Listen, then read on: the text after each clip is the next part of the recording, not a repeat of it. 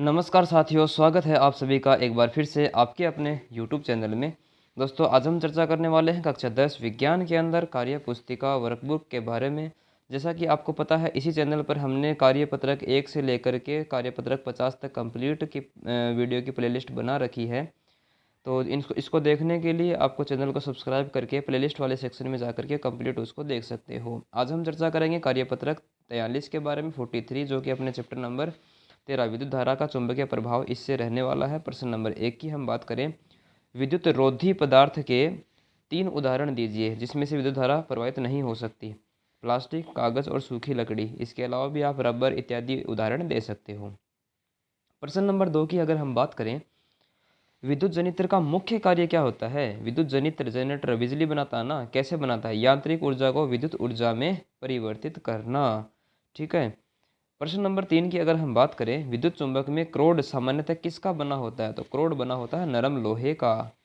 प्रश्न नंबर 4 है, दक्षिण हस्त अंगुष्ठ नियम लिखना है आपको। दक्षिण हस्त अंगुष्ठ नियम, तो इस नियमानुसार यदि आप अपने दाहिने हाथ में विद्युत में धारावाही, अंगुष्ठ नियम है, ध्यान देना।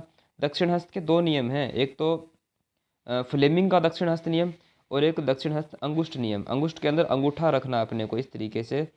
तो इस नियमानुसार यदि आप अपने दाहिने हाथ में विद्युन्मय धारावाही चालक को इस प्रकार पकड़ें कि आपका अंगूठा विद्युत धारा की दिशा की ओर हो, तो आपकी अंगुलियां चालक के चारों ओर क्षेत्र रेखाओं की दिशा को दर्शाती हैं। इसे दक्षिण हस्त अंगुष्ठ नियम कहते हैं। इस तरीके से मान लो आपका अंगूठा है और ये आपने हाथ को इस तरीके से लपेटा हुआ है इसके चारों तरफ। ठीक है। तो इस तरीके से अगर आप इसको पकड़े हुए हैं तो आपका अंगूठा विद्युत धारा की दिशा को निरूपित करेगा और जो अंगुलियां घूम रही हैं वो चुंबकीय क्षेत्र मैग्नेटिक फील्ड को दर्शाएंगी। चुंबकीय क्षेत्र रेखाओं को निरूपित करती हैं। आसान सा नियम था। प्रश्न नंबर 5 है, प्रत्यावर्ती एवं दिष्ट धारा जनित्र में क्या अंतर है? बताना है आपको। प्रत्यावर्ती और दिष्ट धारा जनित्र में क्या अंतर होता है, इसको ध्यान से आप यहाँ पे देखेंगे। प्रत्यावर्ती धारा जनित्र एक तो इस तरफ लिख लेंगे और दिष्ट धारा जनित्र इस तरफ लिख लेंगे। 2 अंतर बताने हैं तो हम पहला बता देंगे कि प्रत्यावर्ती धारा जनित्र में 2 सर्पी वलय होती हैं, जबकि दिष्ट धारा जनित्र में कम्यूटेटर होता है। कम्यूटेटर, ठीक है। और कम्यूटेटर मतलब जो बीच में से टूटा हुआ होता है, इस तरीके से लगा होता है ना उसके आर्मेचर के चारों तरफ। और 2 सर्पी वलय मतलब उस आर्मेचर के ऊपर इस तरीके से एक वलय यहाँ पे और एक वलय यहाँ पे इस तरीके से होती है। समझ गए होंगे बात। और इस जनित्र में प्रत्यावर्ती विद्युत धारा प्राप्त होती है और यह जनित्र दिष्ट धारा उत्पन्न करता है। कौन सा? दिष्ट धारा जनित्र दिष्ट धारा उत्पन्न करेगा और प्रत्यावर्ती धारा जनित्र प्रत्यावर्ती धारा उत्पन्न करेगा।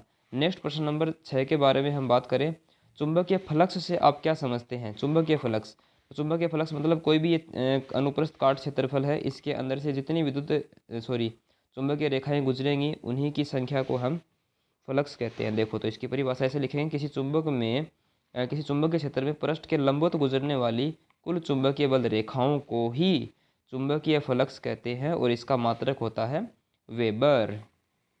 प्रश्न नंबर 7 की हम बात करें तो देखिए, ये बोल रहा है कि किसी विद्युत बल्ब पर 220 वोल्ट और 25 वोल्ट अंकित है, लिखा हुआ है। इसका क्या अर्थ है बताना है आपको। 25 वाट आपको पावर दी गई है और V का मान, वोल्टेज का मान 220 दिया है।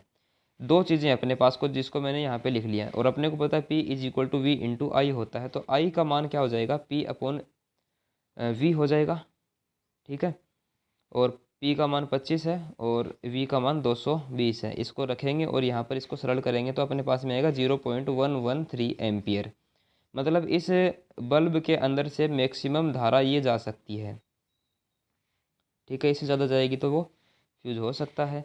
अर्थात विद्युत बल्ब से 0.13 एम्पियर से अधिक धारा गुजरने पर बल्ब फ्यूज हो जाएगा और बल्ब का अनुमतांक इसलिए हो जाएगा 0.113 एम्पियर।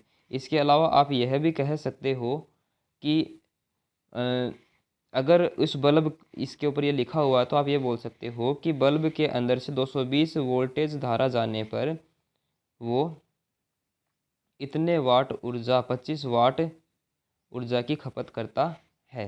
ठीक है।